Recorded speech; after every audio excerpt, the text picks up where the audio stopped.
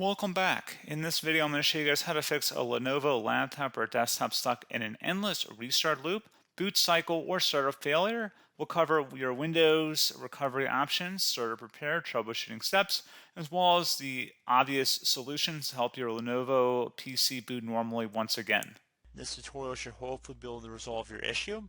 So for this tutorial demonstration, I'm going to be using a bootable Windows 10 media source. So I have already used the Windows 10 media creation utility, downloaded the Windows 10 ISO from there, and then put it onto a DVD in which I'm about to boot my computer off of.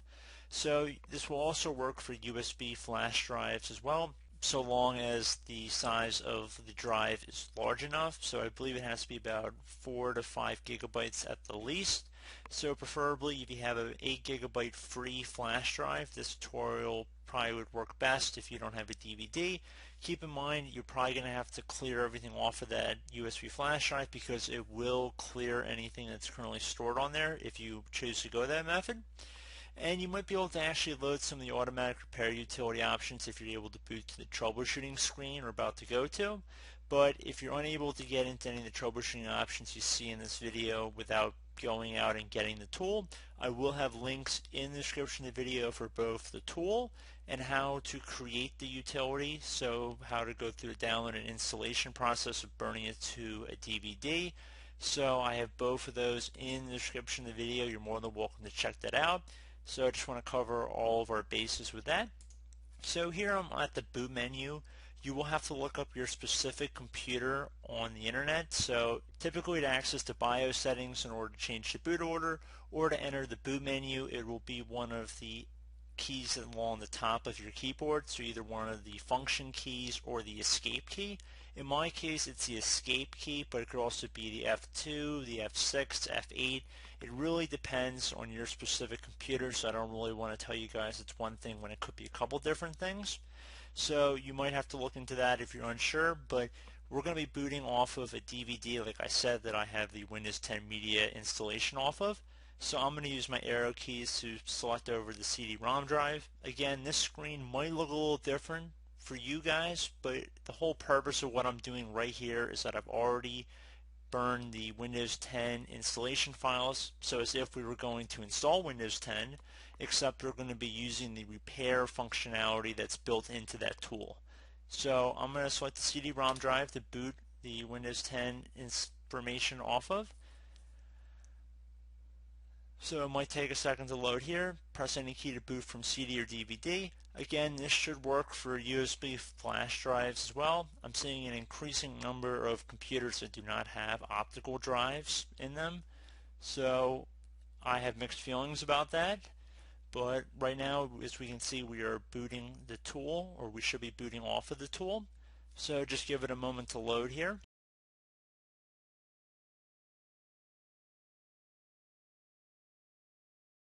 Okay, so you should get a Windows setup screen here.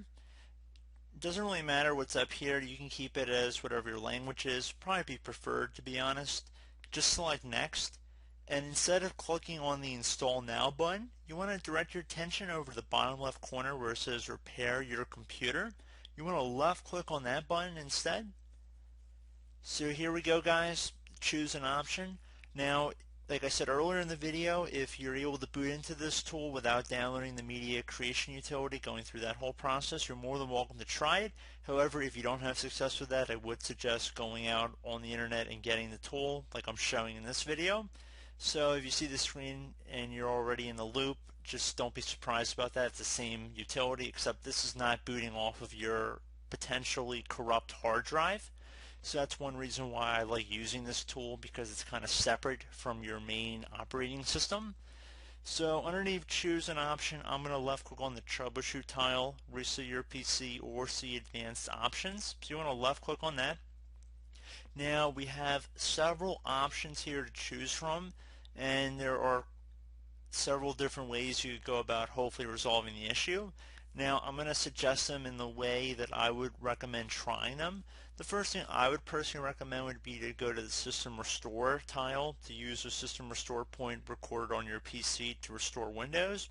So if I left click on that and then I select my target operating system here. So Currently, I do not have any system restore points on this computer, which is a perfect reason to go jump back and go to some of the other methods I'm going to show in this tutorial. But if you did have any restore points, they'd be listed in a table, and there should be a little description information about if there was a Windows update that it happened that caused the system restore point to be created. And I would suggest restoring back your computer. I do find that does have some success, so I would recommend trying that first. That should actually resolve quite a few of your issues. So if I close out of here, so now brings us back to the choose an option screen. Like I said, I would recommend trying that first. If that did not work for you guys, I would also suggest if you had any image backup to a CD or DVD, so if you had already made something, you could do a system image recovery as well. Very few people probably have this or even know what that is. So I'm really not going to go into that method too much for this video, but if you selected it, again, you choose an operating system, you'd actually have to insert the DVD. I don't really know how many people have this all backed up, so I'm not going to really dig too deep into it, but if you did select the system image, again, you'd have to have already backed it up somewhere, so that's probably going to be tossed out. Again, it's another option. I'm just going down the list here, but the next one would be start repair, fix problems that keep Windows from loading. I would hold off on that one for a moment. I would actually suggest going back to a previous version. So if you select this option up here, select the target operating system, it should begin loading the previous build of Windows 10. So if you're running problems with the current version of Windows, going back to the previous version might fix them. This won't affect your personal files, but you'll lose any changes you've made to apps and settings since your most recent update. So I would suggest clicking on go back to the previous version. So I'm going to cancel out of here. So basically at this point we've already discussed the system restore. The next option I would suggest would be to go back to a previous version. The third option, if you do not have a system image recovery, which I'm assuming most of you guys probably don't, would be to jump ahead to the startup repair, which will fix problems that keep Windows from loading. While this sounds very good, it probably has not fixed your issue yet because it usually loads this when your computer is stuck in an infinite loop. So if I selected that just for the sake of this tutorial and then we selected Windows 10, it's going to go through the diagnosing our PC. Now I would give this a couple minutes here to run, and I do want to keep it on the screen just so you guys get a feel for how long it actually will take, because it will take a little bit of time, not that long, but I will jump back in with the narration once we get to some screens that require some explanation or something to be addressed.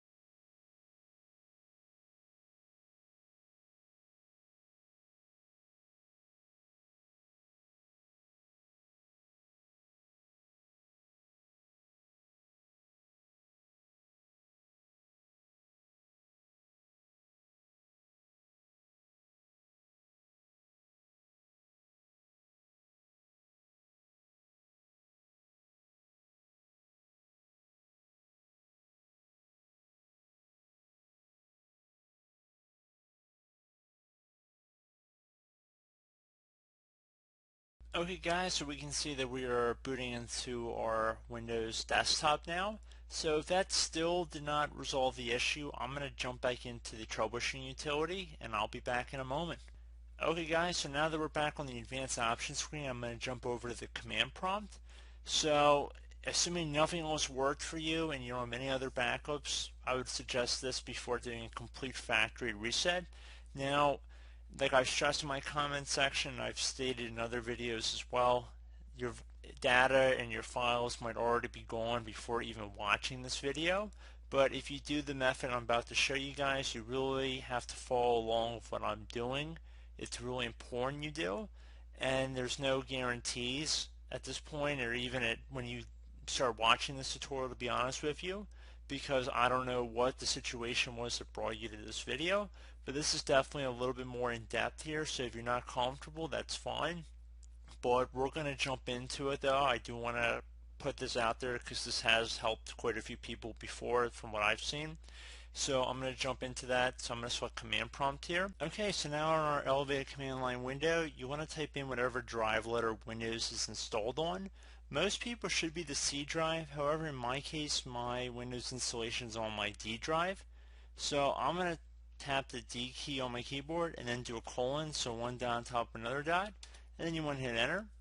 Once you've done that, you want to type in dir, exactly it appears on my screen. You want to hit enter again. Once you've done that, you want to type in cd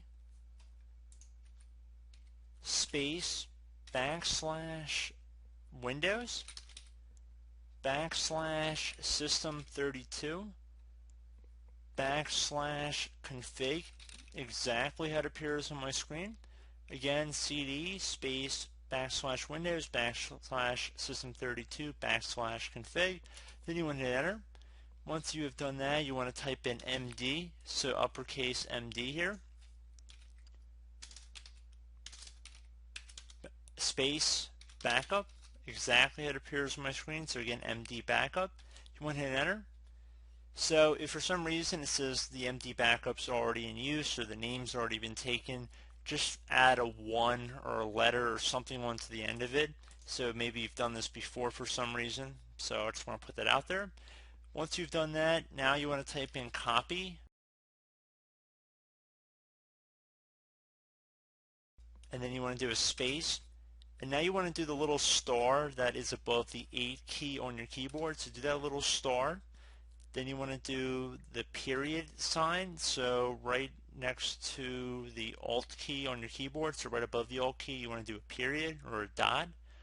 And then you want to do another star. So again, star, period, star. And then once you've done that, you want to type in backup. After you do one more space, so you want to have space in between the last star and backup. Exactly how it appears on my screen. Then you want to hit enter. It should say that a certain number of files have been copied. Once you've done that, we're going to be continuing on in this tutorial. So you want to type in at this point cd